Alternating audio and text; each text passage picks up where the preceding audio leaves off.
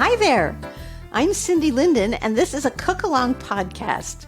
I am so excited today because, you guys, I found a new cookie recipe. Now, you may know how I feel about cookies. You'll find more cookie recipes on my website than anything else. That's the cookalongpodcast.com if you want to go looking up cookie recipes. This one I was attracted to for 3 reasons.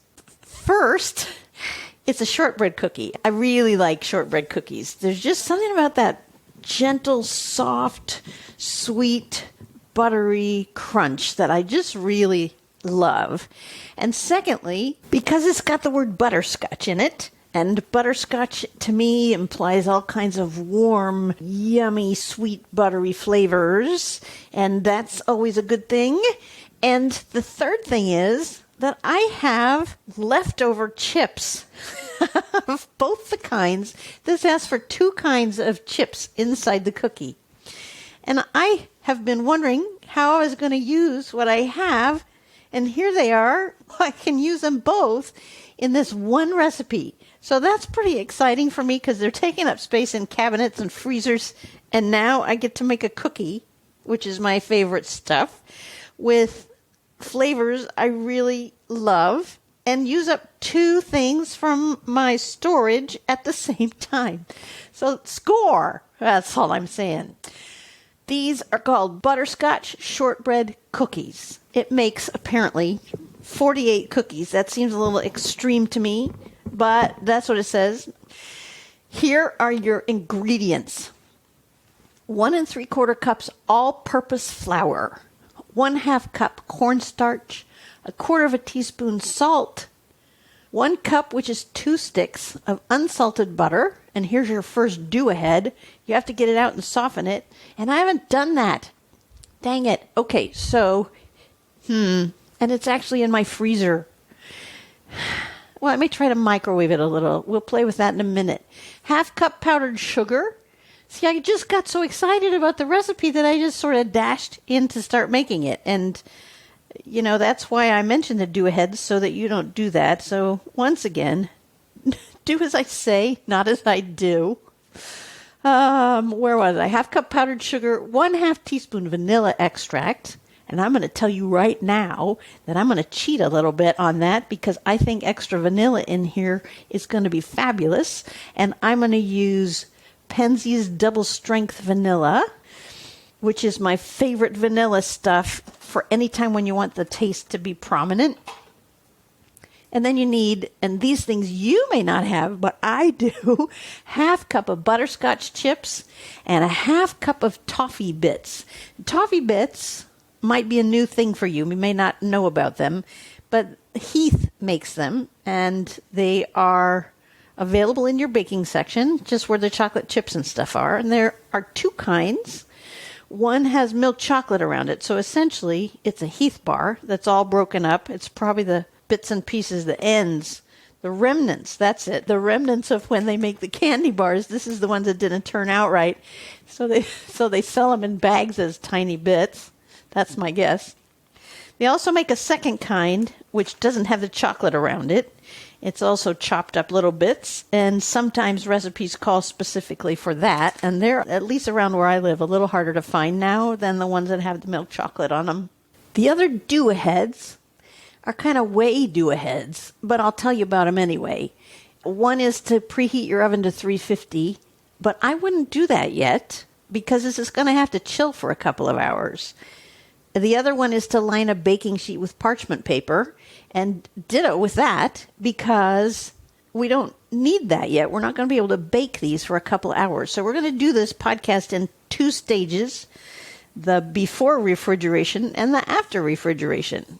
Okay? And then the equipment. You need a medium bowl.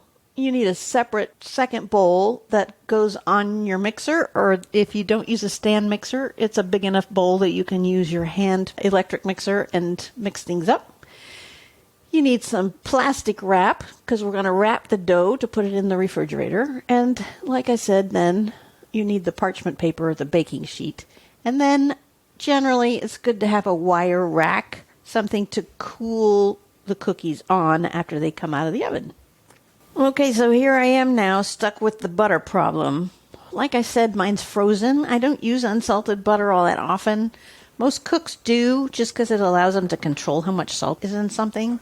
I have to confess, I really like salt, so a lot of the time I just kind of pretend I don't need unsalted butter and just use the salted kind. But this uses a lot of it, and so I am going to have to use unsalted butter as recommended, and it's frozen because I buy it when it's on sale, and then it sits in my freezer until I need it. But I didn't plan this ahead. So I'm going to give this a shot. Here's what I'm going to do. I'll tell you, and then I'll go away, because there's no point in you standing around and listening to me do it. I got 2 sticks in my hand of completely frozen unsalted butter. I'm going to put them in my microwave, which I know I have to be very careful of. Sometimes I soften cold butter from the refrigerator completely successfully by putting it in my microwave and putting the power on 2 and then setting it for about 20 seconds, and then I turn it over upside down the other way, and I set it on 2 again, and I do another 10 to 15 seconds, and it comes out perfectly usable, not melted, not pooling in the middle, nothing, perfectly fine. Frozen is a little trickier, I've found. So I'm going to go play with this. I'll be back in a few minutes while you assemble your ingredients. If you have regular unsalted butter that's not frozen, but it's still a little hard, you could try that trick I just told you. Or you could stick it down inside your bra if you've got one and see if that softens it up. I'll be back in a bit.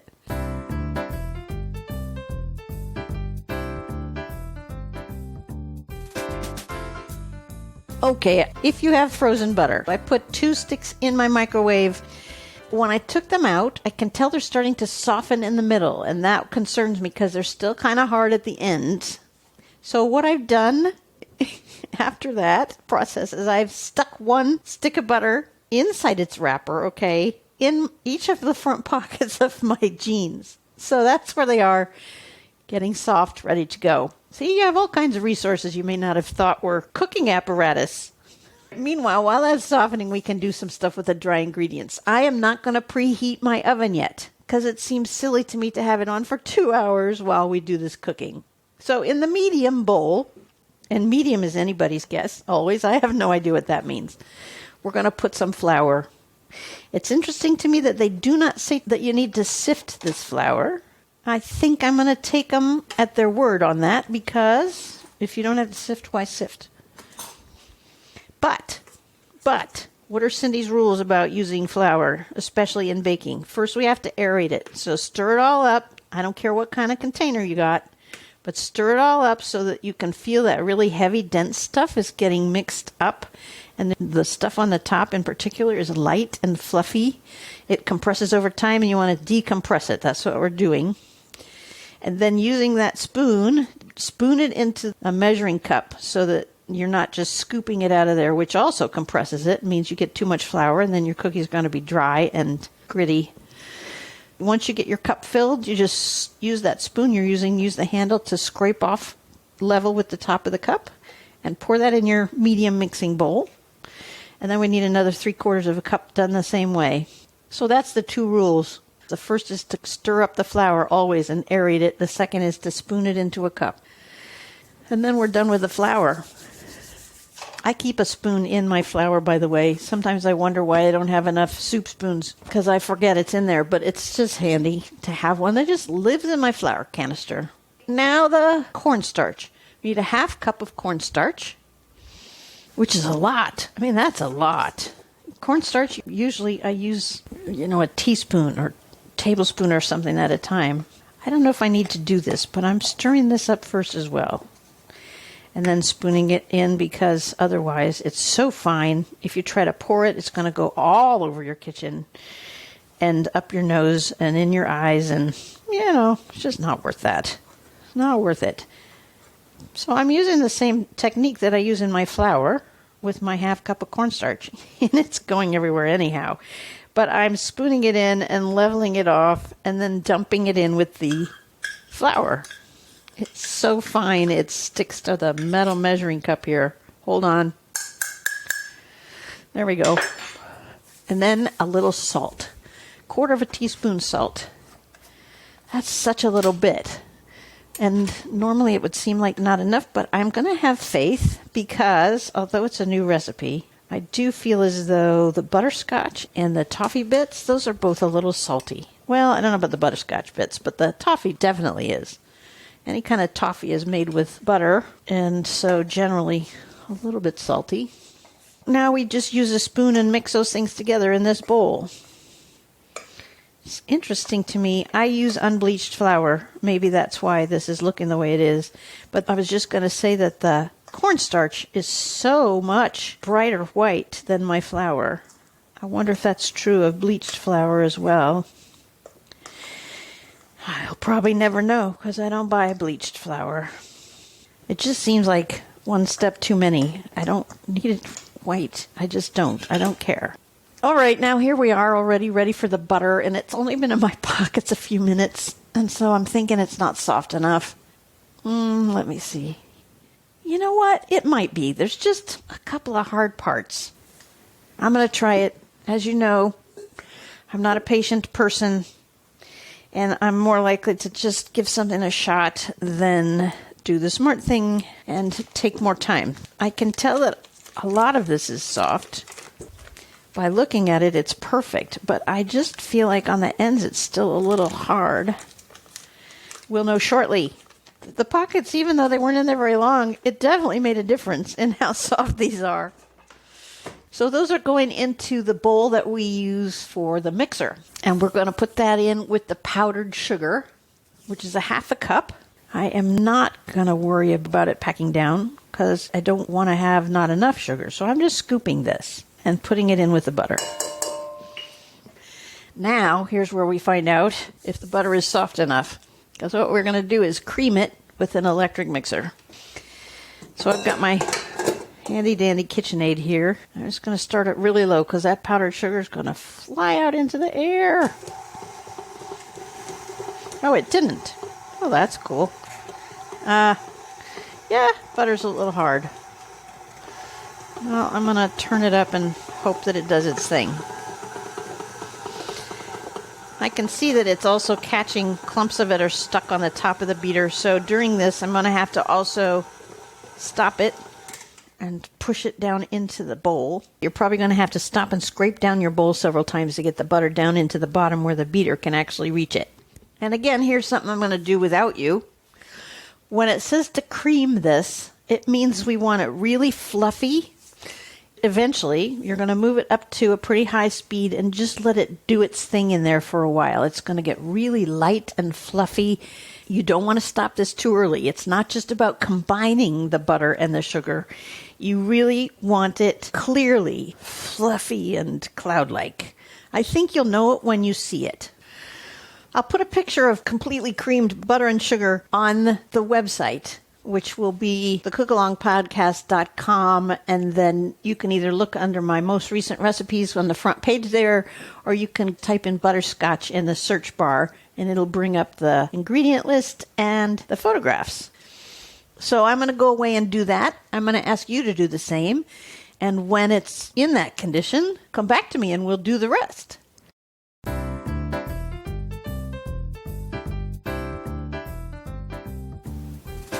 So now that the butter's all creamy and whipped up and excited, now we're going to start adding things. We're going to add the vanilla first. Like I said, I'm using Penzeys double strength, but any vanilla will do. And if you want, I suppose you could add a little extra. So this asks for a half a teaspoon, and I am using half a teaspoon of the double strength. You could try throwing in a little extra. I haven't made this before. So, who knows? I don't think it'll hurt it, though. And then we're going to mix it again, just for a minute, until it's all mixed in there. It doesn't really want to mix, so I'm going to have to scrape down the sides again. I guess technically what we're doing here is trying to mix oil and water, fat and liquid, the butter and the vanilla. And so it's going to resist each other. But we'll get it. Here we go. Yeah, now the butter's turning this gorgeous sort of caramel color because of the vanilla. Very nice. Beautiful. What a lovely color that is. I'm scraping down the sides again because I think the next thing is to add the dry ingredients, and we don't want some smeared up on the side. We need it to mix in. So let's see. Gradually add the dry ingredients, stirring to combine. So we're not going to do a lot of rigorous mixing at this point. We're just going to turn the mixer on slow and add this flour stuff. And this is going to poof up, primarily probably because of the cornstarch, which does that anyway.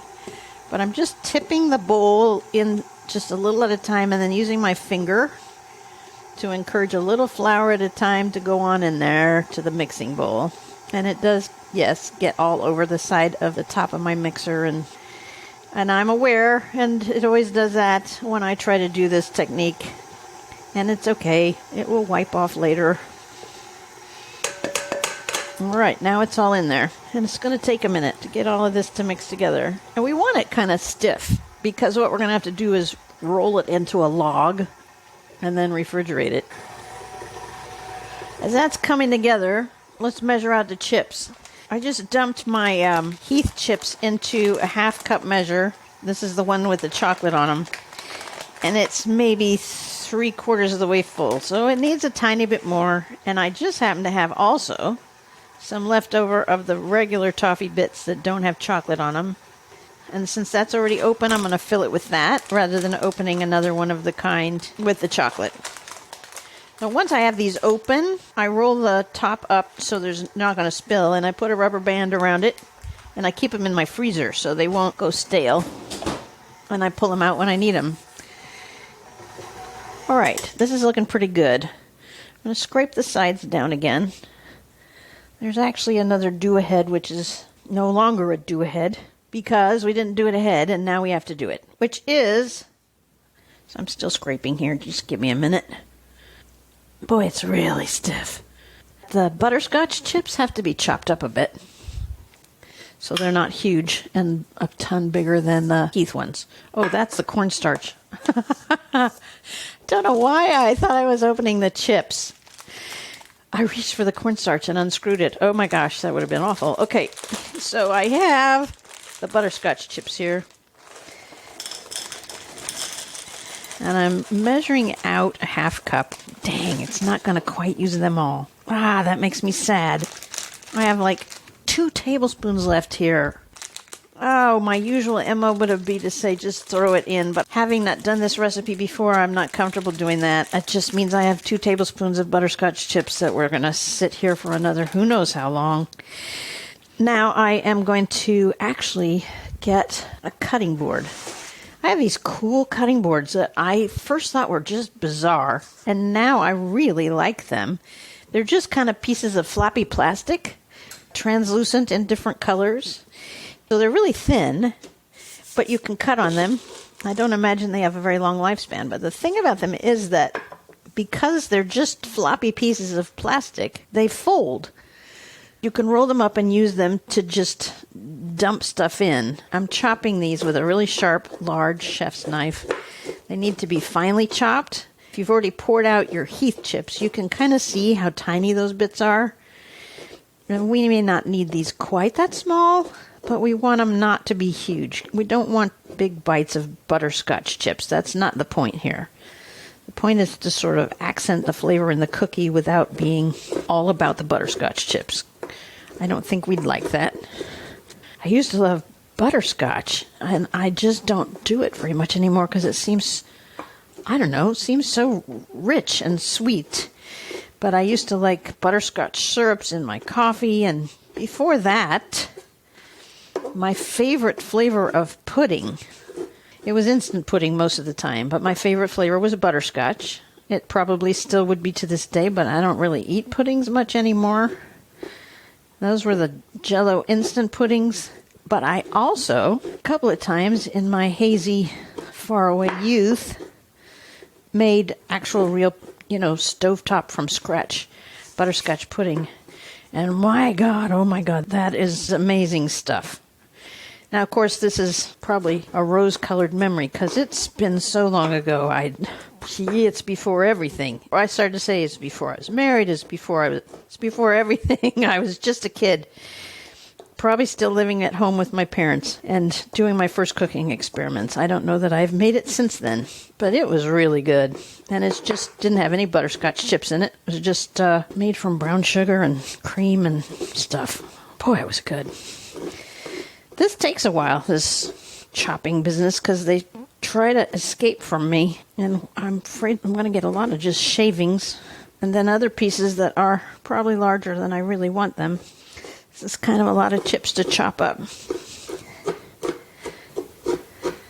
Okay, well, I'm just now hunting out the ones that haven't had any chops at all. I don't want any whole chips here. That's the least I can do. Even if I can't continue chopping just because it's turning into shavings, I can at least get all the ones that are whole, smaller than whole. Oh, honestly, I quit. I'm just done. Okay, I'm just done. Here I tell you about making them small, and I'm going to give up. It's too much work. It'll be what it is. I have some really fine and some really not. And oh well. All right, so here's where I get to do what I was telling you about. So I've got this floppy cutting board, and I can pick it up by both sides, and it makes this sort of funnel, because what we're going to do now is just add these into the dough, right? So I'm picking up my cutting sheet, I'll call it a cutting sheet, and just dumping them in. It's the coolest thing. It's so easy. And then the Heath chips as well go in there. And then we're going to mix this up a little bit. Just really slow. Oh, yeah. So the chips are down in the bottom and the dough is up on the sides. And the dough is really, really, really stiff. I mean, really, really stiff. Like, this takes serious muscles to get it to go down into the bottom. Well, it's sort of all down there, but I kind of think it's just going to come right back up again. But let's see. And my mixer is laboring pretty hard here. And again, all the chips are still down in the bottom. I guess they're starting to incorporate a little bit. I'm going to scrape it down again. Oh, gosh. This time maybe I can scrape up some of the stuff on the bottom. I can get to part of it and scoop that up to the top. Let's see how that works. All right, one more time. All right, now I'm going to stop it where I can get to the rest, the other side on the bottom. Scoop that up. It is so stiff. I'm using my rubber spatula like it's a shovel, a trowel or something. So I've scooped up the bottom and I'm pushing down the top, and there we go. All right, eventually it does all incorporate. Just takes a little effort.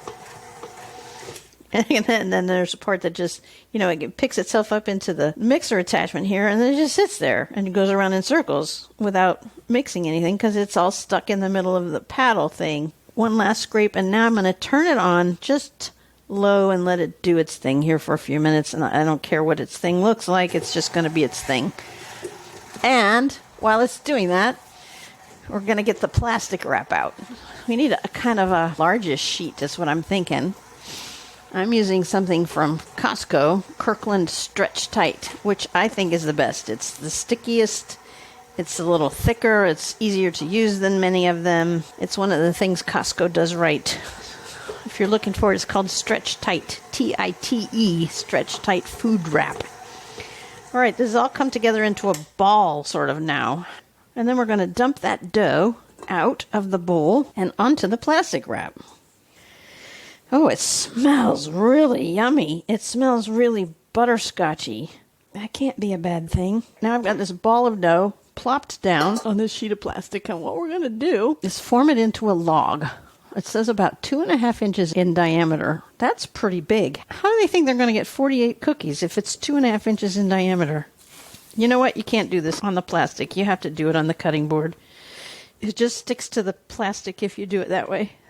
So I'm flattening the ends a little bit so they're not going to be smaller than the rest. You know what I mean? It gets thinner at the end sometimes. And now, because I'm right next to my kitchen tool drawer, I'm pulling out, of all things, an 8-foot tape measure because I want to know what 2.5 inches looks like. Oh, I've got it at 2.5 inches. Once I got it to that 2.5 inches, I'm going to say, well, you know what? I'll just measure it, and I'll tell you how long it is. Maybe that'll help you with your size. It is 12 inches long. So once you get it to 12 inches, it should be about 2.5 inches in diameter. I hope that's helpful. And then we set it on the plastic wrap. We're going to just wrap it up, and we're going to stick it in the refrigerator to chill it so we can chop it later. It's going to be in the refrigerator for 1 to 2 hours. So we're done here for the time being, and this is a chance for you to go away and wash your dishes, or read a book, or watch a TV show, but no binging. We don't have time for binging. And I'll see you back here in an hour or two with your chilled dough log.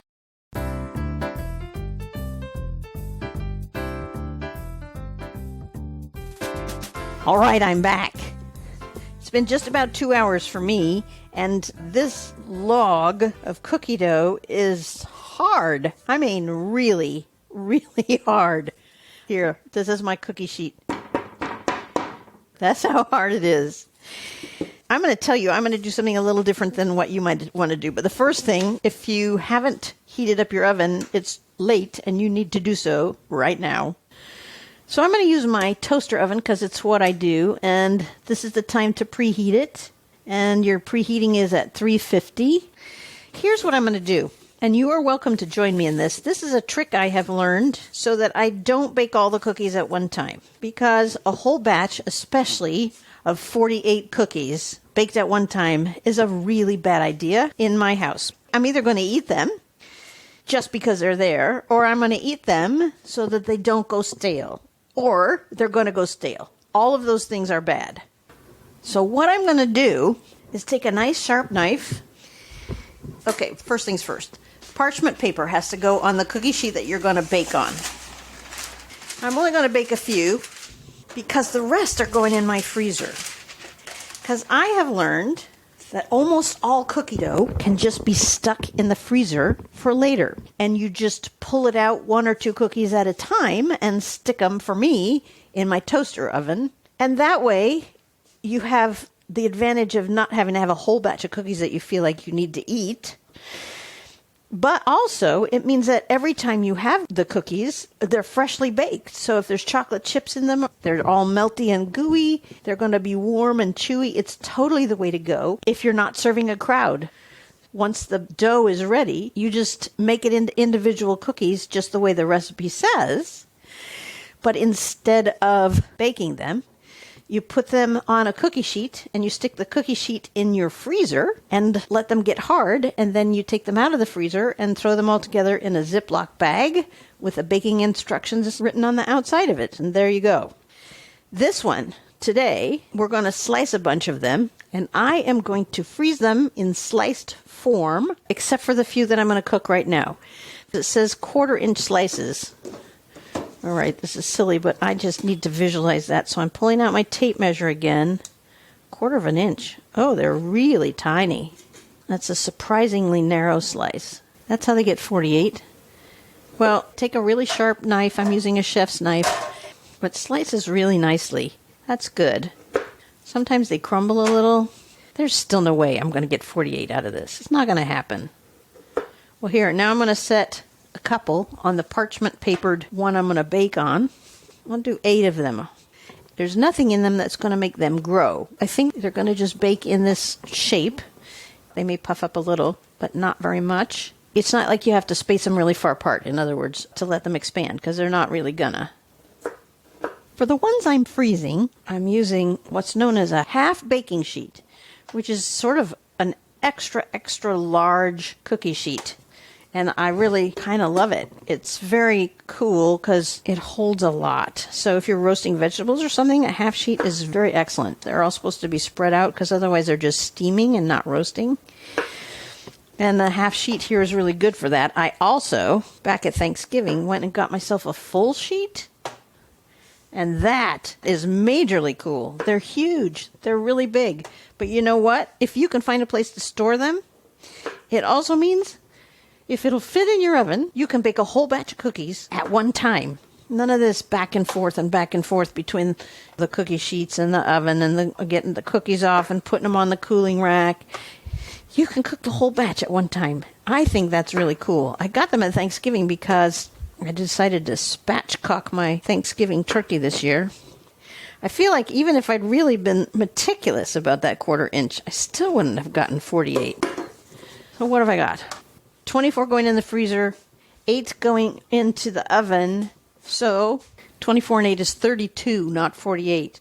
Well, now I'm looking back at the instructions here, and it does say to arrange the slices 2 inches apart. And I certainly don't have that on this sheet, and I'm not going to get that on this sheet because I'm using a kind of a small pan. I'm not going to fuss over it. We'll see what happens. I'm just going to let it be. And if I make a mess, I'll tell you about it. The instructions say arrange slices 2 inches apart on the parchment paper on the baking sheet. So now I have this tray of 8 cookies ready to go in my toaster oven. I didn't turn it on. I set the temperature and then I didn't turn it on. There we go. I'm really fortunate in that it takes just a couple of minutes to preheat. And then this other larger tray of sliced cookies are going in my freezer. So I'm walking out to my freezer, which is in my garage, in case you hear any weird noises. I contemplated freezing the whole roll of dough and decided not to, and now I'm really glad because there are some cookies you can freeze the log and then slice them even though they're frozen. I think this would not be one of those. Trying to slice it frozen would be a fool's errand. I don't think they would cut. So the final instructions are that once they're 2 inches apart on your prepared baking sheet, they go into your 350-degree oven for 10 to 12 minutes until they're just lightly browned around the edges. It's a kind of a tricky thing to figure out because sometimes you can't tell if it's actually getting too brown or if it isn't brown at all, particularly since they start kind of tan. It's a little tricky. But it's probably better to undercook them than overcook them.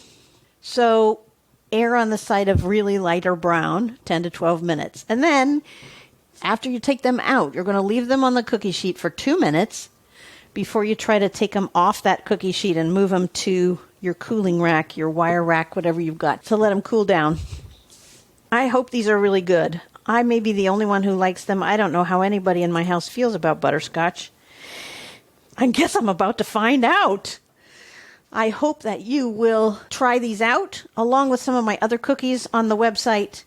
Cookies are my favorite thing. Oh, there, my oven's ready. Here they go. They're going in.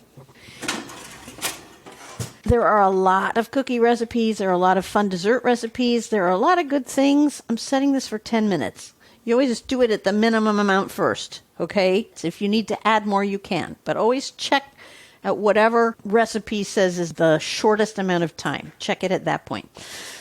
Someday I'll be able to finish the sentence here, which is that there are a lot of great things that you can make with me that you'll find on the website. You'll also find them all on whatever your podcast app is, because I'm on all the typical podcast platforms. You can find me under the Cook Along Podcast. You can find me on YouTube.